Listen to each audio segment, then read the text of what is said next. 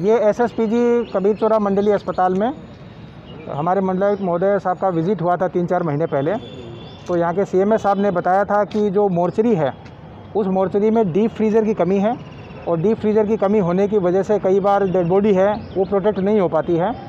कई बार पुलिस ऐसी dead body लेके आती है जो कोई क्लेम नहीं करता है तो उसको कई दिन तक रखना पड़ता है, तो फिर बीएचयू भिजवाना पड़ता है। तो उसी निरीक्षण में सर के द्वारा आदेश किया गया था कि इसका क्योंकि सरकारी बजट उपलब्ध नहीं है इसलिए रेड क्रॉस से मदद अस्पताल की करवा दी जाए।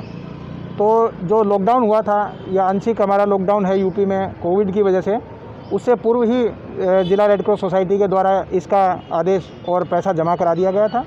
कोविड की वजह से ये हैंडओवर नहीं हुआ था।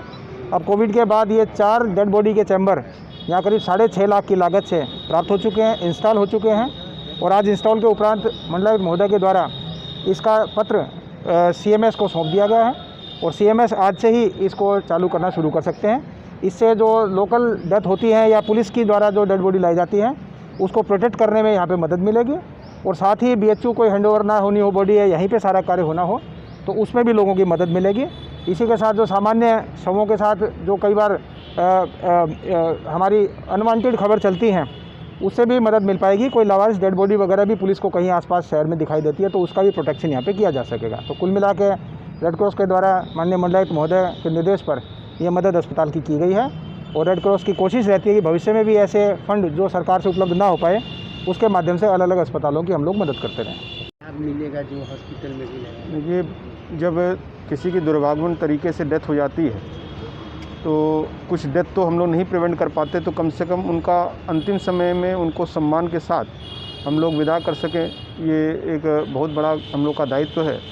और उसी कड़ी में हम लोग कुछ दिन पहले जब पूरा इस मंडलीय चिकित्सालय का निरीक्षण डीएम साहब और मेरे द्वारा किया गया था तो एक जो कमी हम लोग को नज़र आई कि मॉर्चरी की जो स्थिति थी बहुत अच्छी नहीं थी और उसमें एक जो आधुनिक तरीके से बॉडी का प्रिजर्वेशन की व्यवस्था होनी चाहिए थी वो नहीं थी।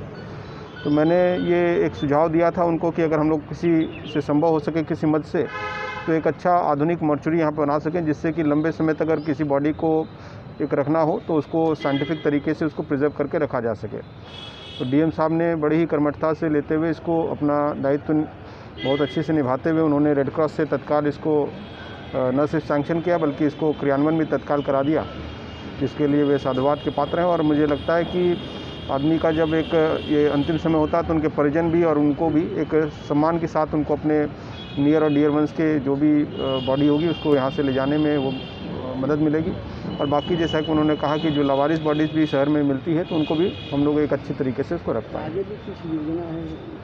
कई सारी योजनाएं हैं। अब जैसे मैंने कहा कि मॉर्चरी का यहाँ पे भी हम लोग आधुनिक हो गई है, बाकी अन्य जगह कर रहे हैं, बाकी चिकित्सीय सुविधा में सब जगह हमारी सुविधाएं बढ़ रही हैं। एमसीएच विंग भी हम लोग का तीनों चालू हो रहा है। बाकी ऑक्सीजन प्लांट का आप लोगों सबको मालूम है कि जनपद में जितने भी अस्पताल हैं, न सिर्फ हमारे जो शहर के अस्पताल है बल्कि ग्रामीण एरिया के भी जितने CSCs हैं सब में ऑक्सीजन प्लांट लग रहा है। उसके बाद सब में हम लोग अपना जितना भी क्षमता है उसके अनुसार से वहाँ पर नियोनेटल ICU और पीडियाट्रिक ICU की व्यवस्था भी कर रहे हैं। तो एक पूरा वाराणसी न सिर्फ बनारस के लिए बल्कि आसपास के लिए पूरा हेल्थ हब, तो उसी हिसाब से स्वास्थ्य की सुविधाएं यहाँ बढ़ाई जा रही हैं।